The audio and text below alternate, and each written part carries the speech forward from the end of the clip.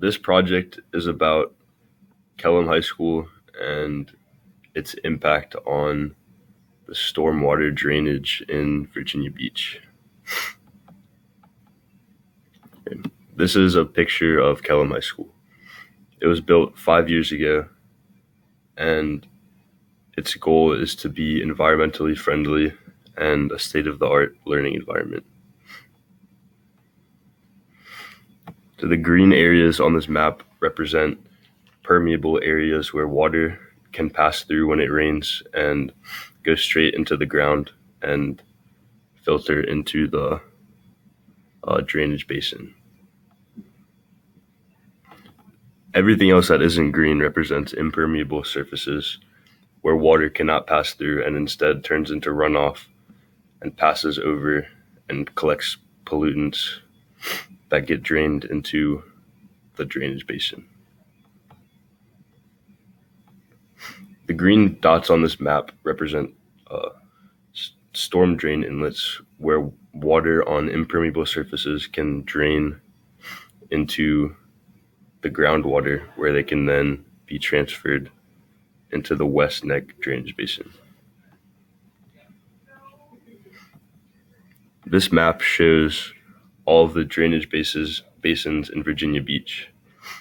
The cap there represents Kellam, and you can see that it lies in the Stormwater Drainage Basin 10, or Upper West Neck Creek.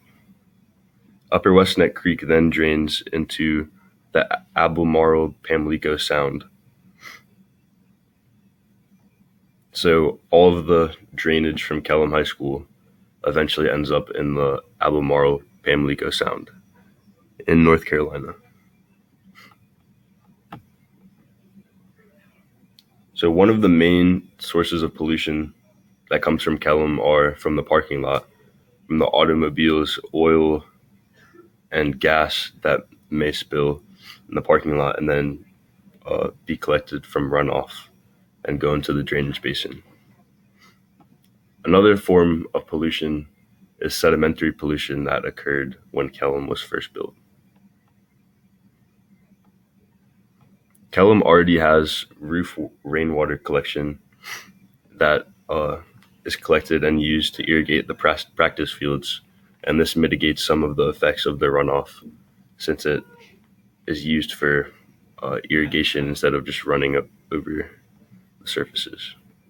Kellam also has StormTech rainwater storage systems that make it so runoff is stored on site and not and pollution isn't brought into the stormwater drainage basins.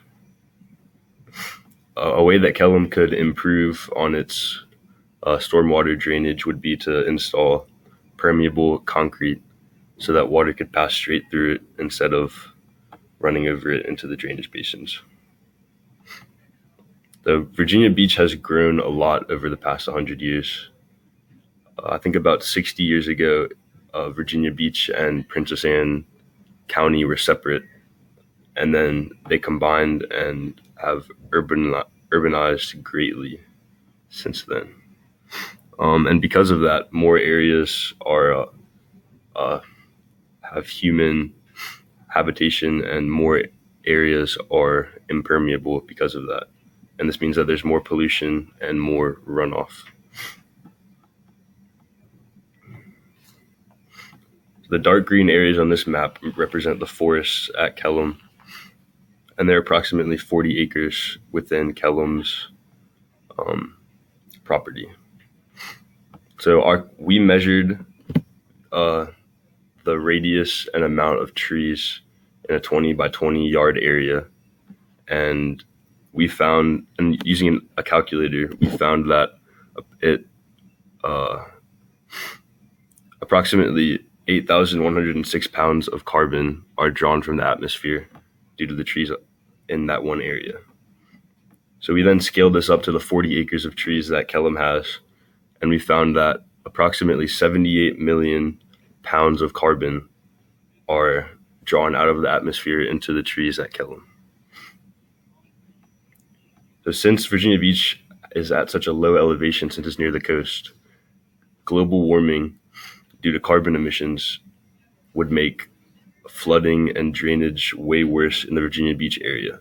So the trees that we have at Kellam are hopefully playing a small part in preventing this global warming.